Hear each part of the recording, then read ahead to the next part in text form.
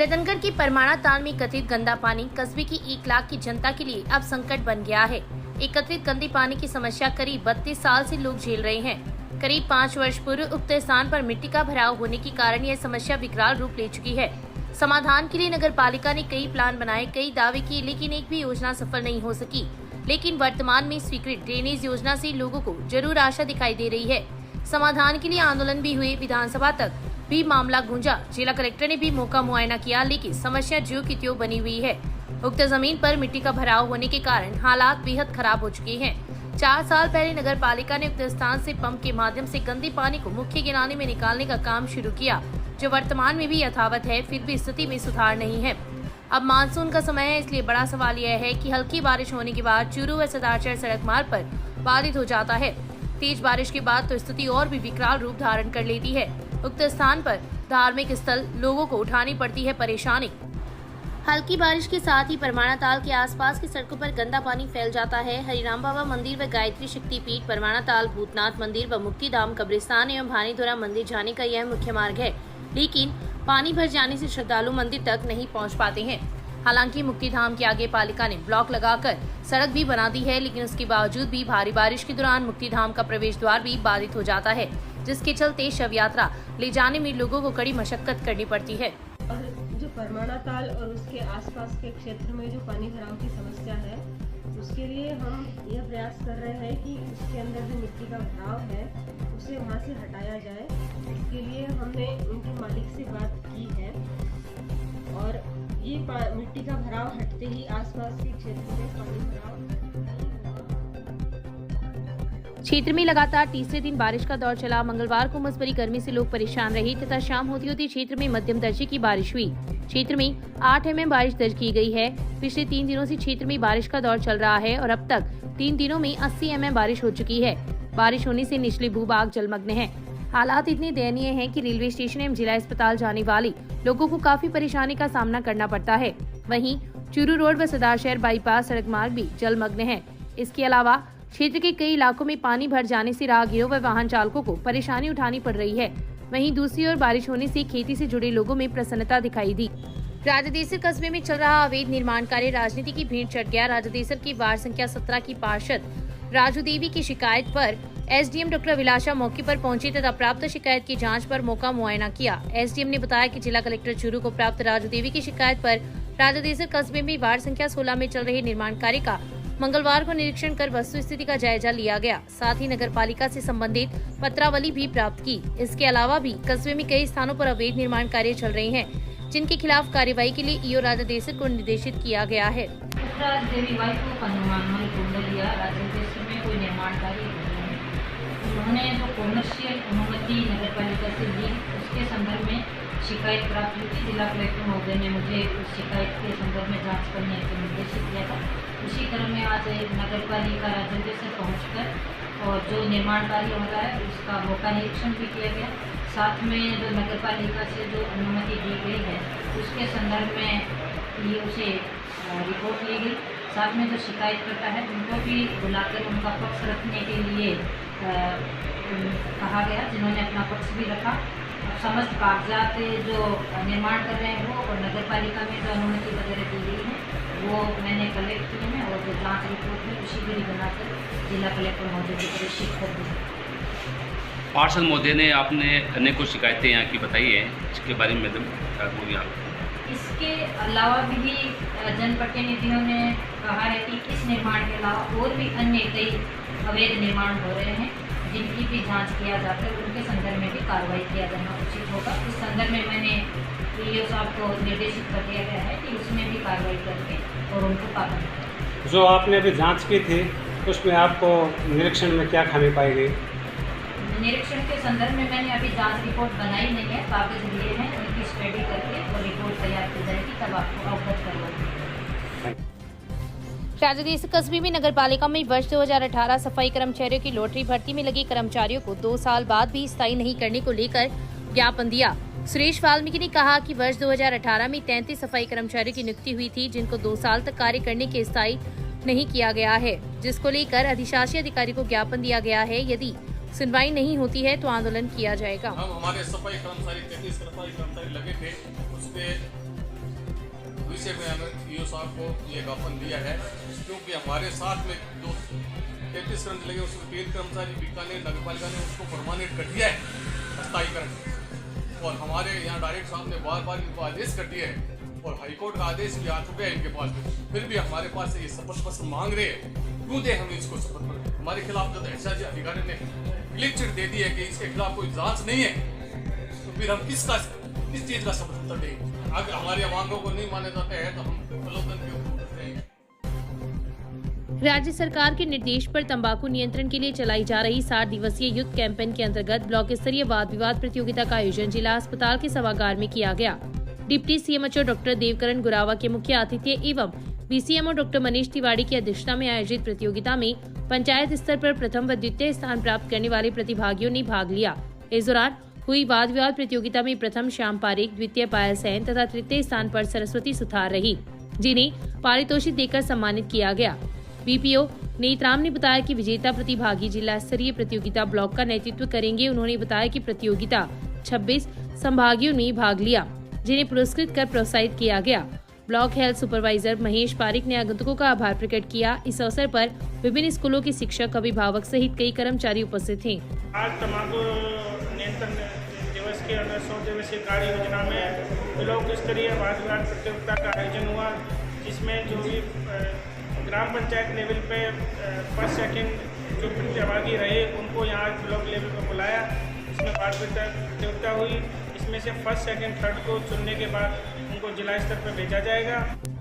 फरसनेऊ railway station पर 1.5 लाख रुपए की लागत से नव स्थापित वाटर कूलर का उद्घाटन पूर्व मंत्री राजकुमार रिंवा ने सोमवार को किया। महंत कमल किशोर आसोपा की प्रेरणा से कोलकाता प्रवासी सीएच गणेश नेहा अग्रवाल की आर्थिक सौजन्य से उक्त वाटर कूलर लगाया गया है। इस दौरान रिंवा ने कहा कि प्राणी अन्न के बिना तो कुछ महीनों तक जीवित रह सकता है, लेकिन जल के बिना कुछ मिनट निकलने मुश्किल हो जाते हैं। बालाजी गुरुजी दरबार के महंत आसोपा ने कहा कि दरबार के तत्वाधान में अब तक देश के विभिन्न प्रांतों के रेलवे स्टेशन, धार्मिक स्थल, शिक्षण संस्थानों में 7 दर्जन से अधिक वाटर कूलर स्थापित किए जा चुके हैं और ये कार्य निरंतर जारी है। समारोह को अग्रवाल दंपति ने भी संबोधित किया। इस अवसर पर दादोजी मंदिर के पुजारी किशन, कैलाश नोहाल, रमेश स्वामी, मनोज पारिक, कौटिल्य पारिक सहित कई ग्रामीणजन उपस्थित थे। और पानी के बिना एक दिन भी रह कौन सके, 5-4 घंटा भी कौन रख सके। एक जगह एक संत ने राजा बहुत प्यास लाग रही थी, वो संत कन पूछो जना, वो संत भी ने बोले हो क्या तुमने पानी पियो है तो भी बोल के दे दूँ, के दे सीखे तू राजा, जल की कीमत है, तने इतनी प्यास लाग रही गई, 1 लोटे पानी के लिए तू तेरो आधो राज्य दे दे, तो बोले बिल्कुल ले देता। हरियाली अमावस्या के अवसर पर अगुणा बाजार स्थित शनि मंदिर में सोमवार की रात विभिन्न धार्मिक कार्यक्रमों का आयोजन किया गया। श्रद्धालु ज्योतिष पारिक द्वारा मंदिर में रंग रोगन करवाया गया तथा मंदिर परिसर की सजावट कर शनि महाराज का श्रृंगार किया गया। रात्रि में 56 भोग का प्रसाद चढ़ाकर केक काटा गया। इसके पश्चात भजन संध्या का आयोजन हुआ। छोटू मिरासी की गणेश वंदना से शुरू हुई भजन संध्या में देर रात तक श्रद्धालु डटे रहे। इस दौरान पार्षद रामगोपाल चौधरी ने भी भजनों की प्रस्तुति दी। मंदिर पुजारी पिक्की भार्गव ने आगंतुकों का स्वागत किया।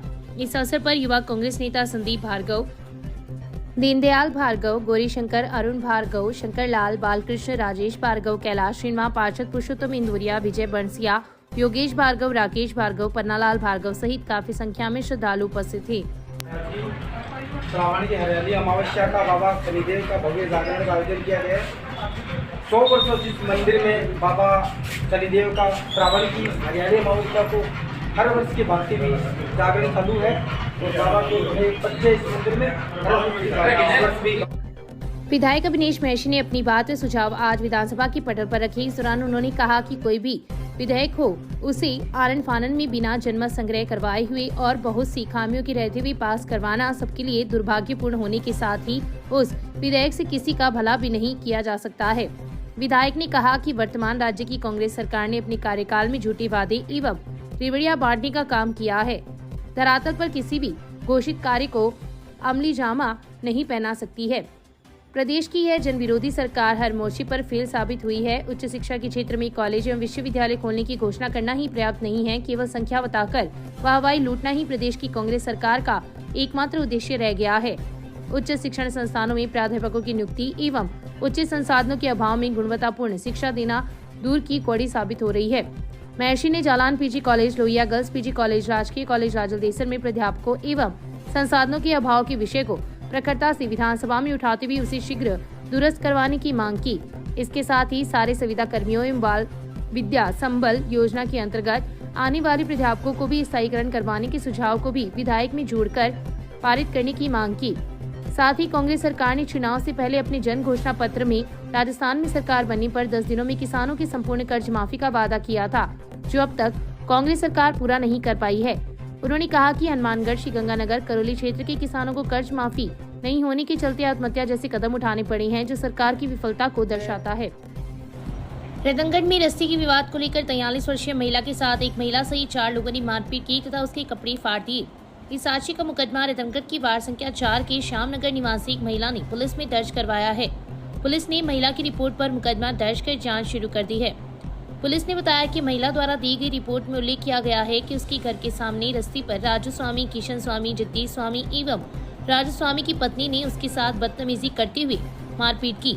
राजू ने उसकी पत्थर से चोट पहुंचाई तथा किशन ने उसे पकड़कर नीचे गिरा दिया और गाली गलौज करते हुए मारपीट की। इस दौरान महिला की वस्त्र भी फाड़ दिए।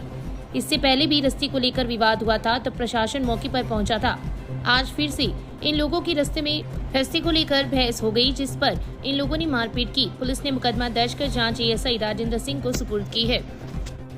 पुलिस थाना में चोरी की दर्ज 2 प्रकरणों में पुलिस ने कार्रवाई करते हुए 3 आरोपियों को गिरफ्तार कर उनके कब्जे से चोरी का सामान बरामद किया है। पुलिस ने बताया कि 14 जुलाई को भवरा राम जाट निवासी दाऊसर ने रिपोर्ट दी कि उसकी खेत से पाइप की चोरी हो गई थी। वहीं 16 जुलाई को ठठावता निवासी अर्जुन सिंह ने रिपोर्ट दी कि वह बाइक पिरमसर बस स्टैंड पर खड़ी करके एक होटल में चला गया, पीछे से उसकी बाइक चोरी हो गई। पुलिस ने दोनों प्रकरणों को दर्ज कर कार्रवाई शुरू की, जिस पर सीआई सुभाष बिजारनिया के नेतृत्व में एएसआई गिरधारी लाल ने पाइप चोरी प्रकरण में 20 वर्षीय शंकरलाल भाट एवं 42 वर्षीय निमिचंद जाट निवासी दाऊसर को गिरफ्तार कर उनके कब्जे से पाइप बरामद किए हैं। वहीं एएसआई छगनलाल ने बाइक चोरी प्रकरण में सिक्कर जिले के नीमका थाना की गांव भराला निवासी 24 वर्षीय सुनील सिंह को गिरफ्तार कर उसके कब्जे से बाइक बरामद की है। पूछताछ के दौरान आरोपी ने जयपुर से एक कार चोरी करना भी स्वीकार किया है। पुलिस ने तीनों आरोपियों को गिरफ्तार कर न्यायालय में पेश किया, जहां से उन्हें न्यायिक अभिरक्षा में भेज दिया गया है। के भवनाराम जाट ने रिपोर्ट दी थी। मेरी पुत्री के डिलीवरी के केस में मैं हॉस्पिटल आया हुआ था रतनगढ़। पीछे से मेरे खेत में बड़ी मोट पाइप को चुरा ले गया, जिस पर पुलिस ने कार्रवाई करते हुए 2 मुलजमानों को मैं मोट पाइप और परिवहन में काम में लगी गाड़ी समेत गिरफ्तार कर जेल करवाया। इसी तरह सिंह राजपूत ने रिपोर्ट दर्ज करवाई। मेरा बाइक कोई अज्ञात व्यक्ति चोरी करके ले गया है, जिस पर पुलिस ने कार्रवाई करते हुए मोटरसाइकिल समेत चोर को गिरफ्तार कर मोटरसाइकिल बरामद किया और उसको गिरफ्तार करके जेल। रतनगढ़ तहसील के गांव छाबड़ी खारी में बदनामी के डर से एक बालिका ने अपने ही घर में फांसी की फंदे पर झूलकर आत्महत्या कर ली। बालिका के हाथों पर नाम लिखे हुए मिले हैं। घटना के बाद पुलिस मौके पर पहुंची तथा शव को फंदे से उतरवाकर रतनगढ़ जिला अस्पताल की मोर्चरी में रखवाया है, जहां पर मंगलवार को शव का पोस्टमार्टम करवाकर लाश अंतिम संस्कार के लिए परिजनों को सुपुर्द कर दी। पुलिस ने बताया कि रतनगढ़ तहसील के गांव छाबड़ी खारी निवासी 45 वर्षीय महिला ने पुलिस को रिपोर्ट दी है कि वह परिवार सहित सोमवती अमावस्या पर तीर्थ करने के लिए लोहागल गई हुई थी। घर पर उसकी बेटी अकेली थी, जिसके पास गांव के ही एक जने को छोड़कर गई थी। दोपहर में बेटी ने मां को फोन कर बताया कि भाई को पूछने के लिए घर पर कल्याणपुरा निवासी 2 युवक आए हैं। भाई के दोस्त होने के नाते इन युवकों से चाय पानी का पूछा तथा घर में बैठा लिया। इसी दौरान गांव के फुलाराम मेहरा व लालचंद मेघवाल घर पर आए तथा युवकों को घर से बाहर ले गए तथा उनके साथ मारपीट की और बालिका को बदनाम किया। बदनामी के डर से बालिका ने फांसी लगाकर आत्महत्या कर ली। जब रात को वे लोग घर पहुंचे तो बालिका फंदे पर झूलती हुई मिली तथा उसके हाथ पर नाम लिखे हुए थे। सूचना पर पुलिस मौके पर पहुंची तथा शव को फंदे से नीचे उतरवाकर जिला अस्पताल की मोर्चरी में रखवाया, जहां पर शव का पोस्टमार्टम करवाकर लाश अंतिम संस्कार के लिए परिजनों को सुपुर्द कर दी है। मामले की जांच डीवाईएसपी सुरेश शर्मा कर रहे हैं। गांव छाबड़ी खारी के एक महिला ने रिपोर्ट दी है। मेरी 16 साल की बेटी कल घर पे अकेली थी। इसी दौरान 2 परिचित लड़के मिलने के लिए आए थे। गांव के कुछ युवकों ने उनको पकड़कर उनके साथ मारपीट की। मेरी बेटी ने उनको परिचित होने का बताया, लेकिन उनके साथ मारपीट की। इस वजह से बदनामी के डर से मेरी बेटी ने फांसी का फंदा लगा दिया। सर, युवती के जो हाथ में कुछ लिखा हुआ है, क्या लिखा हुआ था? वो अभी इन्वेस्टिगेशन कर रहे हैं। सारी चीज़ें इन्वेस्टिगेशन में क्लियर होंगी। सर, कितने लोगों पे महिला ने आरोप लगाए? 4-5 लोगों पे।